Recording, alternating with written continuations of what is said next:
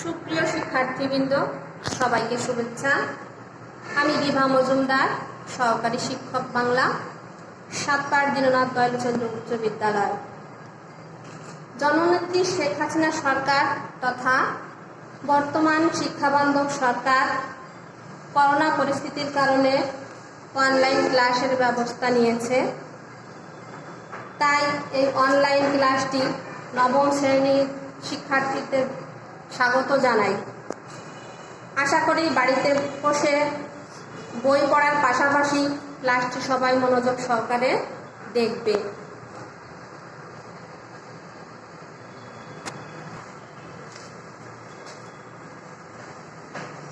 আমি একটি কবিতার উপরে ক্লাস নিব। কবিতাটির নাম আমি কোনো আগন্তুক নই, লিখেছেন আহসান হাবিব।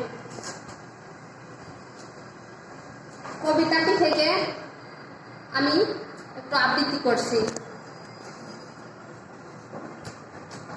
আমি কোনো আগন্তুক নই, আহসান হাবিব। আসমানের তারা সাক্ষী, সাক্ষী এই জমিনের ফুল, এই নিশিরাত বাঁশবাগান বিস্তর জোনাকি সাক্ষী, সাক্ষী এই জারুল জামরুল, সাক্ষী ধূপের পুকুর, তার ঝাঁকড়া ডুমুরের ডালে স্থির দৃষ্টে মাছরাঙা আমাকে চেনে। আমি কোনো অভ্যাগত নই, খোদার কসম আমি ভিনদেশি পথিক নই, আমি কোনো আগন্তুক নই। আমি ছিলাম এখানে, আমি স্বপ্নিক নিয়মে এখানেই থাকি, আর এখানে থাকার নাম সর্বত্রই থাকা, সারা দেশে। আমি কোনো আগন্তুক নই, এই খররৌদ্র জলজ বাতাস মেঘক্লান্ত বিকেলের পাখিরা আমাকে চেনে। তারা জানে আমি কোনো আত্মীয় নই, কার্তিকের ধানের মঞ্জুরি সাক্ষী, সাক্ষী তার চিরল পাতার টলমল শিশির, সাক্ষী জ্যোৎস্নার চাদরে ঢাকা নিছিন্দার ছায়া। অকাল বার্ধক্যে নত পদমালি, তার ক্লান্ত চোখের আধার আমি চিনি। আমি তার চিরচেনা স্বজন একজন, আমি জমিলার মার, শূন্য খাখা রান্নাঘর, শুকনো থালা সব চিনি, সে আমাকে চেনে। হাত রাখো বই খায় লাঙলে, দেখো আমার হাতের স্পর্শ লেগে আছে কেমন গভীর। দেখো মাটিতে আমার গন্ধ, আমার শরীরে লেগে আছে স্নিগ্ধ মাটির সুবাস। আমাকে বিশ্বাস করো, আমি কোনো আগন্তুক নই। দুপাশে ধানের ক্ষেত, সরু পথ, সামনে ধুধু নদীর কিনার, আমার অস্তিত্বে গাথা। আমি এই উধাও নদীর মুগ্ধ এক অবোধ বালক। কবিতাটি তোমরা সবাই বাড়িতেও পাঠ করবে। কবিতাটি পাঠ করলে সবাই কবির কবিতায় যে বিশেষ ব্যঞ্জনা দান করেছে তা বুঝতে পারবে।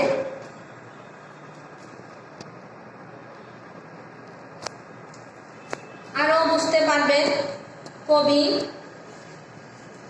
এই কবিতায় গ্রামীণ ঐতিহ্যমণ্ডিত সামাজিক বাস্তবতা, মধ্যবিত্ত মানুষের গ্রামীণ চেতনা ও সমকালীন যুগ যন্ত্রণা তার এই কবিতার মাধ্যমে ফুটে উঠেছে।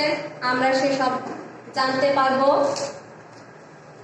জন্মভূমির সঙ্গে মানুষের আজীবনের সম্পর্ক, এর সবকিছুই তার মনে হয় কত চেনা, কত জানা। জন্মভূমির মধ্যে শিকড় গেড়ে থেকেই মানুষ তার সমগ্র দেশকে আপন করে পায়। এই অনুভূতি তুলনাহীন। দেশ মানে তো শুধু চারপাশের প্রকৃতি নয়, একে আপন সত্তা অনুভব করা।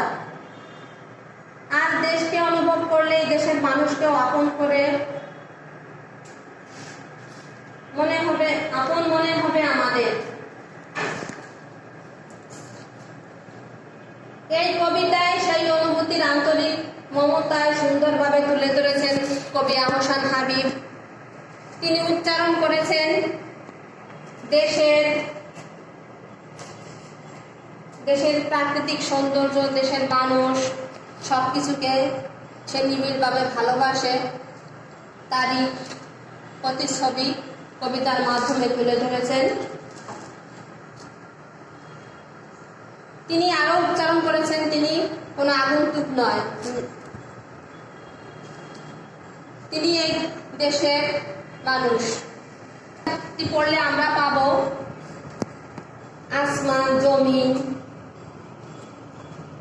জমিনের ফুল, জোনাকি পোকা, পুকুর, মাছরাঙা পাখি, আরো অচেনা অনেক জিনিস। পাখি কার্তিকের ধান কিংবা শুধু শিশির নয়, তিনি জনপদের মানুষকে ভালোভাবে চিনেছেন। পদমালী জমিলার মায়ের মতো সাধারণ মানুষের কথাও তিনি তুলে ধরেছেন স্বজন প্রীতিতে।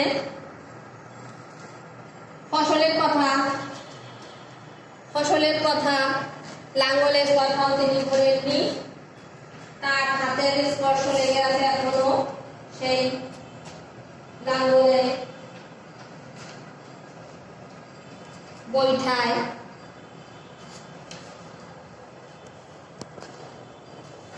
গ্রামীণ জনপদের সাথে তার জীবন অঙ্গাঙ্গিভাবে জড়িত, জীবনগাথা একসাথে মিশে আছে।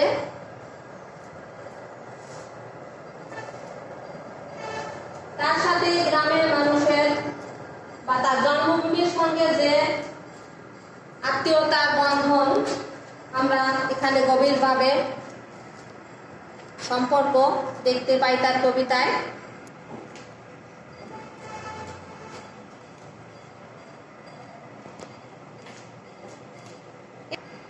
লেখক পরিচিতির দিক যাব।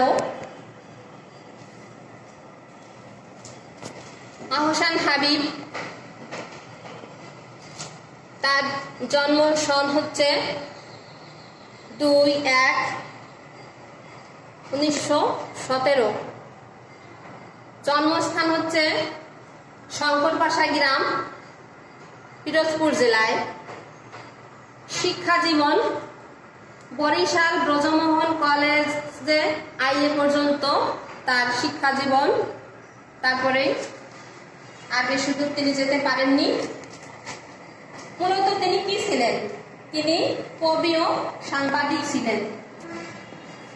পেশায় তিনি কি ছিলেন, কি করতেন, তার পেশাগত জীবন কি ছিল সেটা আমরা পাই সাংবাদিকতা। এরপরে আসি তার লেখালেখির জীবনে। তার প্রথম প্রকাশিত কাব্যগ্রন্থ হচ্ছে রাত্রি শেষ, যা প্রকাশিত হয়েছিল 1947 সালে। তার অন্যান্য গ্রন্থগুলি আমরা পাই ছায়া হরিণ, প্রকাশিত হয়েছিল 1962 সালে। সারা দুপুর, আশায় বসতি, মেঘ বলে চৈত্রে যাব, 2 হাতে 2 আদিম পাথর। আমরা আজকে যে কবিতাটি পড়ছি, আমি কোনো আগন্তুক নই, সেই কবিতাটি 2 হাতে 2 আদিম পাথর কাব্যগ্রন্থ থেকে নেওয়া, এবং ওই কাব্যগ্রন্থের শেষের কবিতাটি ছিল আমি কোনো আগন্তুক নই। এই তথ্যগুলো আমাদের বহু নির্বাচনী প্রশ্নের ক্ষেত্রে কাজে আসবে। সুপ্রিয় শিক্ষার্থীবৃন্দ, এগুলো তোমরা বাড়িতে বইয়ের সাথে সংযোগ দিলেই দেখতে পাবে। তার উপন্যাস দেখতে পাচ্ছি অরণ্যে নীলিমা ও রানীখালের স্বাক্ষর। অরণ্য নীলিমা তার উল্লেখযোগ্য একটি উপন্যাস, বাংলা সাহিত্যে অনেকখানি জায়গা জুড়ে আছে। তার শিশুতোষ গ্রন্থ, শিশুত্বের জন্য তিনি লিখেছেন বৃষ্টি পড়ে টাপুর টুপুর, আমরা ছোটবেলায় পড়েছি। ছুটির দিন দুপুরে, অনেক সময় আমরা ছুটির দিনে দুপুরে কি করি সে কথাও তিনি বলেননি। তিনি শিশুদের জন্য ছুটির দিন দুপুরে একটি গ্রন্থ লিখেছেন। কোন পত্রিকার তিনি সাহিত্য সম্পাদক ছিলেন? আমরা যদি প্রশ্ন করি তাহলে আমরা পাবো দৈনিক বাংলা পত্রিকার সাহিত্য সম্পাদনা তিনি করতেন। তিনি পুরস্কার লাভ করেছেন কি কি সেগুলো আমরা জানবো। বাংলা একাডেমি পুরস্কার ও 21শে পদক। তিনি 1985 সালের 10ই জুলাই মৃত্যুবরণ করেন। বইতে আরো তথ্য আছে, তোমরা বাড়িতে বই দেখলেই বা বই পড়লে জানতে পারবে আহসান হাবিব সম্পর্কে। সুপ্রিয় শিক্ষার্থীবৃন্দ, বাড়িতে তোমরা সবাই বই পড়বে আর আমার এই ক্লাসের সাথে মিলিয়ে নেবে, তাহলে বুঝতে আরো বেশি সহজ হবে। কিছু নতুন শব্দ বেছে বের করতে পারি।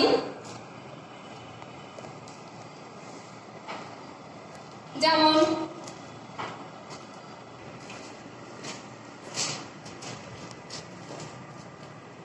সুপ্রিয় শিক্ষার্থীবৃন্দ, আমরা এই কবিতা থেকে কিছু নতুন শব্দ পেয়েছি, সেগুলো আমরা জেনে নেব। নতুন শব্দগুলো হলো আসমান, যার অর্থ আকাশ, জমিন, যার আরেক নাম হচ্ছে মাটি, নিশিরাত, গভীর রাত, অনেক রাত্রের কবি এখানে নিশিরাত আঞ্চলিক ভাষা প্রয়োগ করেছেন। অভ্যাগত, এরপরে আছে ধানের মঞ্জুরি বা ধানের শীষ।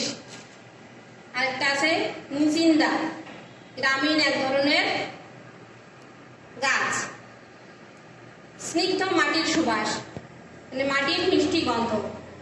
অভ্যাগত শব্দের অর্থ আমরা পাই বা মানে শব্দের আঞ্চলিক যে রূপ আমরা চিনি সেটা হচ্ছে, অভ্যাগত শব্দের অর্থ হচ্ছে গৃহে এসেছে এমন ব্যক্তি বা অতিথি। আমরা এই নতুন শব্দগুলো এই কবিতা থেকে পেয়েছি। এগুলো আমাদের বহু নির্বাচনী প্রশ্নের ক্ষেত্রে অনেক উপকার দিবে। এরপরে আমরা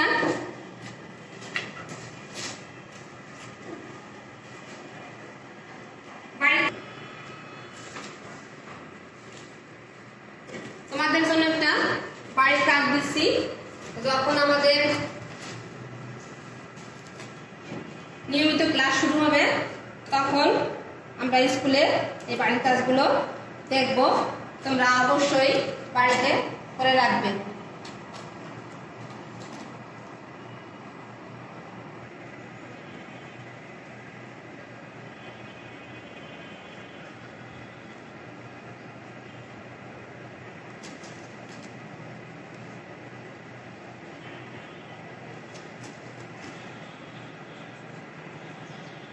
থাকবে কবিতার আলোকে একটি সৃজনশীল প্রশ্ন তৈরি করে তার উত্তর করবে। সবাইকে আবারও ধন্যবাদ জানিয়ে ক্লাস দেখার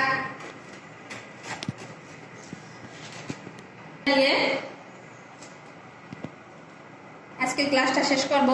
তার আগে আর একটু বলি, এই করোনা পরিস্থিতিতে তোমরা সবাই সচেতন থাকবে, সুস্থ থাকবে, বাড়ি থেকে অকারণে বের হবে না, বারবার হাত পরিষ্কার রাখবে, বেশি বেশি সচেতন থাকবে। সবাইকে ধন্যবাদ জানিয়ে আমি আমার ক্লাসটি দেখার আবারও বলছি যে ক্লাসটি অবশ্যই তোমরা দেখবে। এই বলে আমি আমার ক্লাসটি এখানে শেষ করছি।